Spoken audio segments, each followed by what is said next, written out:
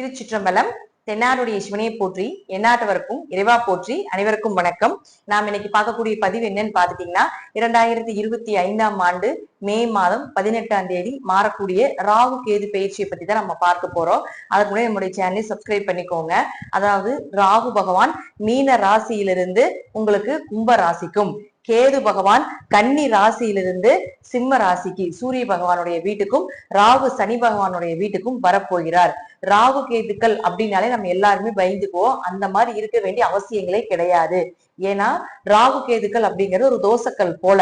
நல்லா இருந்தால் அவர்களுடைய வாழ்க்கையை நல்லா இல்லாமல் செய்வதும், நல்லா இல்லாமல் இருந்தால் அவருடைய வாழ்க்கையை மிக உயரத்துக்கு கொண்டு போகக்கூடிய இரண்டு முக்கியமான ஜாதகத்துல கிரகங்கள் அப்படின்னு பார்த்துட்டாலே ராகு கேதுக்கள் தான்.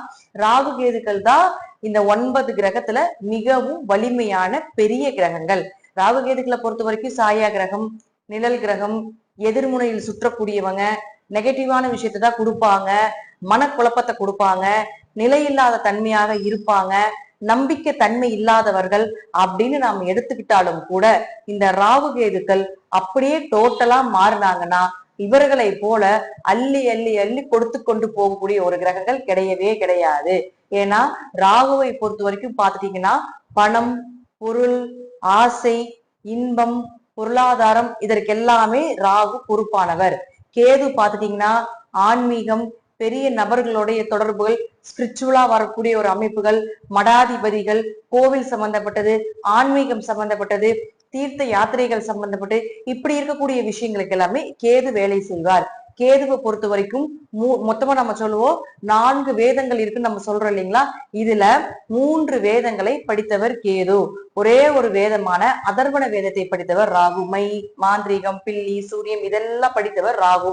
மற்ற ஆன்மீகம் சம்பந்தப்பட்ட, நேர்வழி சம்பந்தப்பட்ட, மனசாட்சிக்கு கட்டுப்பட்டு செய்யக்கூடிய அனைத்துமே உங்களுக்கு கேதுவுக்கு சென்றுவிடும். அப்போ ஒரு மனிதனுடைய வாழ்க்கையில கோபுரத்தில் இருக்கக்கூடியவனை குப்பையிலும், குப்பையில இருக்கக்கூடியவனை கோபுரத்தில் கொண்டு போய் வைக்கணும் அப்படின்னா இந்த ராகு கேதுக்கள்னால மட்டும்தான் முடியும் அப்படிங்கிறதுல மாற்றமே கிடையாது. ஒரு ஜாதகத்துல உங்களுக்கு பாத்துட்டு நம்ம சொல்லியிருப்பாங்க, நிறைய ஜோதிடர் சொல்லுவோம் இல்லைங்களா, சர்ப்பதோஷம் இருக்கு, கால சர்ப்பதோஷம் இருக்குது, நாகதோஷங்கள் இருக்குது அப்படின்னு சொல்லியிருப்போம் இல்லையா. அதெல்லாமே இந்த ராகு கேதுக்கள் இந்த ராகு கேதுக்கள்னால தான். இந்த ராகு கேதுக்களை பொறுத்த வரைக்கும் பாத்தீங்கன்னா ஒரு 30-32 வயசு வரைக்கும் சர்ப்பதோஷமா, கால சர்ப்பதோஷமா, 30-32 வயசு வரைக்கும் சரியான டேலண்டா இருப்பாங்க. ஆனா அந்த டேலண்ட்டுக்கு உண்டான ஒரு பதவியோ, உயர்வோ, வருமானமோ, ஒரு நல்ல பெயரோ கிடைக்கவே கிடைக்காது. ஒரு கெட்ட பெயர் மட்டுமே அவங்களுக்கு கிடைக்கும். ஆனா பயங்கர டேலண்ட். இவங்களுடைய டேலண்ட மத்தவங்களுக்கு சொல்லி கொடுத்தா அவங்க மிகப்பெரிய வளர்ச்சி அடைந்து பெரிய லாபத்தை சம்பாதிச்சுட்டு இருப்பாங்க. ஆனா இவங்க அதை செயல்படுத்தும் பொழுது அது தோல்வியில் முடியும். ஆனா 32 வயசுக்கு மேல ஒவ்வொரு ஸ்டெப்பா எடுத்து வைப்பாங்க. 35-38 வயசுக்கு மேல மிக பிரம்மாண்டமான யோகத்தை கொடுக்கும். 40 to 50 ஜாக்பாட்டா நாம எடுத்துக்கலாம். சர்ப்பதோஷம் இருக்கிறதுக்கு மிகப்பெரிய குறுகிய காலத்திலேயே மிகப்பெரிய வளர்ச்சியை கொடுத்து விடும் அப்படிங்கிறதா இதனுடைய தாற்பயம். அது மட்டும் இல்லாம ஒருத்தர் ஷேர் மார்க்கெட்ல ஜெயிக்கிறாங்க, அதே போல சிறிய உழைப்பு மூலமா பெரும் பணம், பிளாக் மணி, அரசியல்வாதிகளுடைய பினாமி பணம் அப்படின்னு நிறைய நம்ம சொல்றோம் இல்லையா. சீக்கிரமா எந்த உழைப்பு மேல அந்த இடத்துல பணம் வருது, சின்ன உழைப்பு மூலமா பெரிய பணம் சம்பாதிச்சுட்டு இருக்கிறீங்க. எத்தனையோ ஷேர் மார்க்கெட்ல ஜெயிச்ச ஜாதகம் எல்லாம் பார்த்தாச்சு. எல்லாமே ராகு கேதுக்களுடைய ஆதிக்கம் அதிகமாக இருக்கக்கூடிய ஜாதகம். ராகு கேதுக்களுடைய ஆதிக்கம் அதிகமா இருக்குது அப்படின்னாலே தாராளமா ஷேர் மார்க்கெட்ல பிட்காயின் சம்பந்தப்பட்டது, ட்ரேடிங் சம்பந்தப்பட்டது, இந்த போல ஆன்லைன்ல வரக்கூடிய வருமானத்துல மிகப்பெரிய வளர்ச்சியை அவங்க அடையிறாங்க. அதுல மிகப்பெரிய லாபத்தை அடையிறாங்க, கொடி கட்டி பறக்குறாங்க அப்படிங்கறதுதான் உண்மை. ராகு கேதுக்கள் நெகட்டிவான கிரகமாக எத்தனையோ சொன்னாலும் கூட இவங்க இல்லாம எந்த ஒரு விஷயமும் ஒரு மனிதனுடைய வாழ்க்கையில சந்தோஷம் அப்படிங்கிறது இந்த ராகு கேதுக்கள் தான். உயர்நிலை அப்படிங்கிறது இந்த ராகு கேதுக்கள்னால மட்டும்தான் முடியும். நாம ராகு கேதுக்களை நம்ம சொல்றோம். அதாவது சனி பகவான் அப்படிங்கிறது சாஸ்திரக்காரன். சாஸ்திரம் அப்படிங்கிறது இந்த சூரியன் இங்க இருக்கணும், சந்திரன் இங்க இருக்கணும், செவ்வாய் இங்க இருக்கணும் அப்படின்னு சனி பகவான் தான் எழுதுவாருன்னு என்னோட குருநாதர் சொல்லுவாரு. ஆனா அதை செயல்படுத்துறது யாரு அப்படின்னு பாத்தீங்கன்னா இந்த ராகு கேதுக்கள் தான். இங்க இருந்தா இவன் இந்த கர்ம மூட்டையை அனுபவிச்சதுக்கு அப்புறம் இந்த யோகத்தை அவன் பெறுவான். இந்த யோகத்தை பெற்றதுக்கு அப்புறம் இவன் இந்த கர்ம மூட்டையை, பழைய கர்ம மூட்டையை அனுபவிப்பா அப்படிங்கிறது அவங்க ஜாதகத்துல ராகு கேதுக்கள். அதாவது ஜட்ஜாக இருக்கக்கூடியவர் யாருன்னு பாத்துட்டீங்கன்னா சனி பகவான்.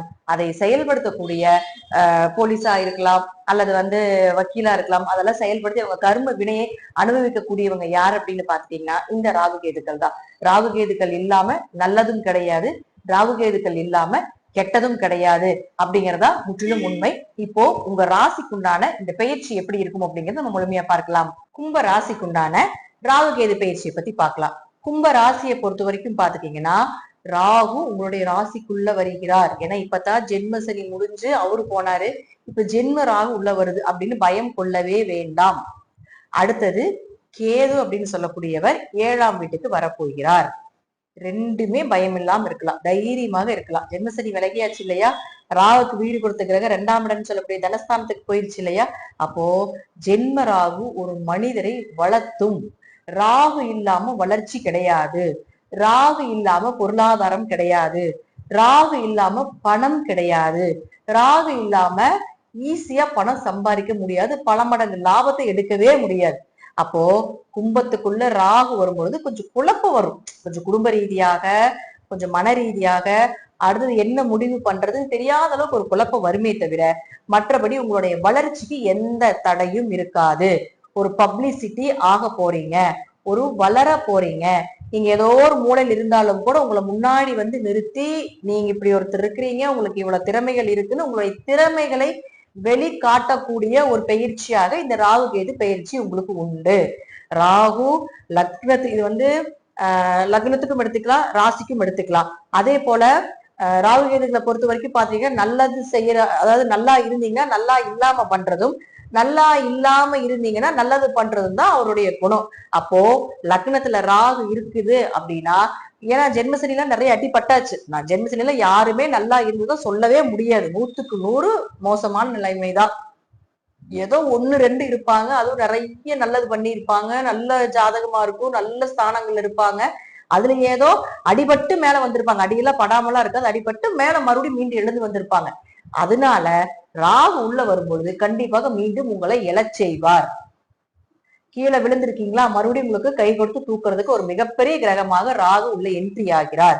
தைரியமாக நம்பிக்கையாக எதிர்த்து போராடுங்கள், வெற்றி உங்களுக்கு நிச்சயமாக உண்டு. ஏன்னா ராகு 3ஆம் இடத்தை தொடர்பு கொள்கிறார். அப்போ நிறைய பேருடைய தொடர்புகள் உங்களை வெளிப்படுத்துறது, ஷேர் மார்க்கெட் யோகம், யூடியூப்ல சோசியல் மீடியால இருக்கிறீங்க, ஒரு பிரபலமாகணும்னு நினைக்கிறீங்கன்னா தாராளமாக பிரபலமாகிறதுக்கு உண்டான வாய்ப்பு மிக பிரம்மாண்டமாக கொடுக்க போகுது இந்த ராகு. சகோதர ஒற்றுமை, சகோதரனால நிறைய பிரச்சனை வந்துட்டு இருந்துச்சு, இப்ப இதெல்லாமே அது விலகி ஒரு ஒற்றுமையா இருக்கிறதுக்கு உண்டான வாய்ப்பு. தெய்வத்தினுடைய அனுகிரகம் கும்பத்துக்கு இயற்கையாகவே ஜாஸ்தி. அப்ப ராகு உள்ள வரும்பொழுது உக்கிர தெய்வம் வந்து கூட நின்று உங்களுக்கு எல்லாத்துக்குமே வழி கொடுக்கும். எப்பேற்பட்ட எதிரிகளாக இருந்தாலும் யாரு முன்னாடி நீங்க தலை குனிச்சு நின்றுருந்தீங்கனாலும் அவங்க முன்னாடி தலை நிமிர்ந்து வாழ வைக்கக்கூடிய ஒரு அமைப்பு இந்த ராகு உங்களுக்கு ஏற்படுத்தி கொடுப்பார். ராகு 11ஆம் வீட்டையும் தொடர்பு கொள்கிறார். லாபத்தை அள்ளி அள்ளி கொடுப்பதற்குண்டான வாய்ப்பை ஏற்படுத்தி கொடுக்க போகிறார். ஏதாவது ஒரு வழியில லாபம் வந்தே தீரும். உங்களுடைய ஆசைகள், நிறைவேறாத ஆசைகள் எல்லாமே நிறைவேற்ற போறீங்க. அதே போல ஆண்களாக இருந்தால் பெண்களுடைய தொடர்பும், பெண்களாக இருந்தால் ஆண்களுடைய தொடர்பும் வரும். அதுல மட்டும் கொஞ்சம் கவனமாக இருந்து செயல்படுத்தி கொள்ளுங்கள். மேக்சிமம் ராகு 11ஆம் இடத்தை தொடர்பு கொள்ளும் பொழுது எதை தொட்டாலும் லாபம், எதை செய்தாலும் லாபம். ஏன்னா சனி மட்டும் வந்து உங்களுக்கு 7.5 சனி கடைசி எண்டிங்ல இருக்கிறதால நிறைய கத்துக் கொடுக்க போகிறார். அதை வச்சு இந்த ராகு உங்களை வளர்த்த போகிறார். தசாபுத்தி ஜாதகத்துல மட்டும் டெஸ்ட் பண்ணிட்டு நல்லா இருந்தா தைரியமாக அடுத்த ஸ்டெப் நீங்க எடுத்து வைங்க. கண்டிப்பா ராகு உங்களை வளர்த்திட்டு தான் போகும், அப்படிங்கறதுல மாற்று கருத்தே கிடையாது. அடுத்தது பாருங்க கேது. கேதுவை பொறுத்த வரைக்கும் பாத்துட்டீங்கன்னா உங்களுக்கு ஏகதேசமா கேது இருக்கக்கூடிய இடம் அப்படிங்கிறது 7ஆம் இடத்துல இருக்குது. 7ஆம் இடத்தில் கேது இருந்தால் கணவன் மனைவிக்குள்ள கொஞ்சம் கொஞ்சம் கருத்து வேறுபாடுகள், ஒரு மனக்கசப்புகள், ஒரு மன போராட்டங்கள் இதெல்லாமே இருக்கும். அது வந்து இயற்கையாக இருக்கக்கூடிய ஒரு விஷயம் அப்படிங்கறத எடுத்துட்டாலும் கூட கேது ஒரு சன்னியாசி கிரகம் உள்ள வரும் பொழுது கொஞ்சம் மனக்கோளாறுகளை கொடுக்கும், இன்னும் கொஞ்சம் அதிகப்படுத்தி கொடுக்கும் அப்படிங்கிறது உண்டு. ஆனா இருப்பினும் பார்ட்னருக்குள்ள இதுல எல்லாமே நிறைய பிரச்சனை வந்து பிரிஞ்செல்லாம் இருந்தது எல்லாமே இப்போ ஓரளவுக்கு சேருவதற்குண்டான வாய்ப்பை ஏற்படுத்தி கொடுப்பார். வியாபாரம் பண்ணி செழிப்பு இல்லாம போச்சு, போட்ட காசெல்லாம் வேஸ்டா போச்சு, நஷ்டத்துல நிக்குது, இனி அடுத்தது எங்கனால எதுவுமே பண்ண முடியாது, ஏதோ யாராவது ஹெல்ப் பண்ணணும், இல்ல கடவுளா பார்த்து ஏதாவது பண்ணினாதான் அப்படிங்கிற ஒரு அமைப்பு தான் இப்ப கும்பத்துக்கு போயிட்டு இருக்கு. இது எல்லாமே உங்களுக்கு ராகு கேதுக்கள் கொடுக்கும். வியாபாரத்தை நல்ல செழிப்பை கொடுக்கும், மீண்டும் எழுந்து வரக்கூடிய ஒரு காலகட்டங்கள் உண்டு. அதே போல கேது அப்படின்னு சொல்லக்கூடியவர் 5ஆம் இடத்தையும் பார்க்கறதுனால குலதெய்வத்தினுடைய அனுகிரகம் நிறைய இருக்கு. குலதெய்வமே தெரியாம இருந்தாலும் கூட தெரிவதற்குண்டான வாய்ப்புகள், குழந்தைகளுடைய தேவைகளை பூர்த்தி பண்றது, குழந்தைகளுக்கு உண்டான ஃபியூச்சருக்குண்டான விஷயம் எல்லாமே சேர்த்து வைக்கிறது, அவங்களுக்கு உண்டான எல்லா நன்மைகளையும் ஏற்படுத்தி கொடுக்கறது எல்லாமே நிச்சயமாக இந்த கேது ஏற்படுத்தி கொடுப்பாரு. அதிர்ஷ்டங்கள் கொஞ்சம் பெருகுங்க. இந்த காலகட்டங்கள்ல கொஞ்சம் அதிர்ஷ்டம் உண்டு. கும்பராசி பயன்படுத்திக்கோங்க. கும்பராசி கும்பலக்னத்துக்குள்ள கொஞ்சம் அதிர்ஷ்டம் உண்டு. வீடு மனை சொத்துக்கள் வாங்கறதுக்கு உண்டான வாய்ப்புகள் இதெல்லாமே ஏற்படுத்தி கொடுப்பார். அதே போல இந்த கேதுன்னு சொல்லக்கூடியவர் 9ஆம் இடத்தையும் தொடர்பு கொள்றதுனால பூர்வீக சொத்து, பூர்வீகம் சார்ந்த சொத்து பிரச்சனைகள் நடந்துகிட்டு இருக்குது. இதெல்லாமே இருந்தாலும் கூட அதற்கும் ஒரு நிவர்த்தி பண்ணி கொடுப்பார்.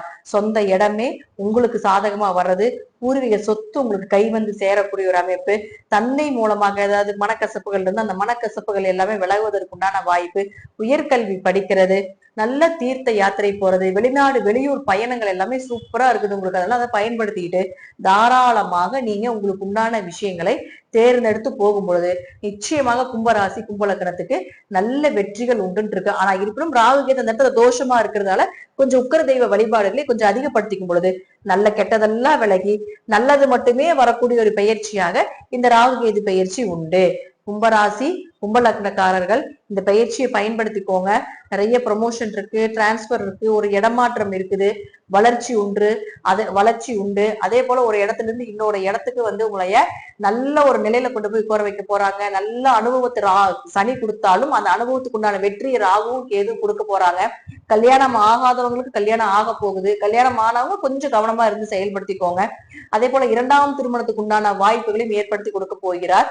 அதே போல அதிர்ஷ்டங்கள் ரொம்ப ஜாஸ்தியா இருக்குது இந்த வருடம் அப்படிங்கிறது இந்த கும்பத்துக்கு உண்டான ஒரு பலன். நன்றி. மீண்டும் ஒரு நல்ல பதிவுல சந்திக்கலாம். திருச்சிற்றம்பலம், தில்லையம்பலம், ஸ்ரீ நரசிம்மர் திருவடிகளே சரணம்.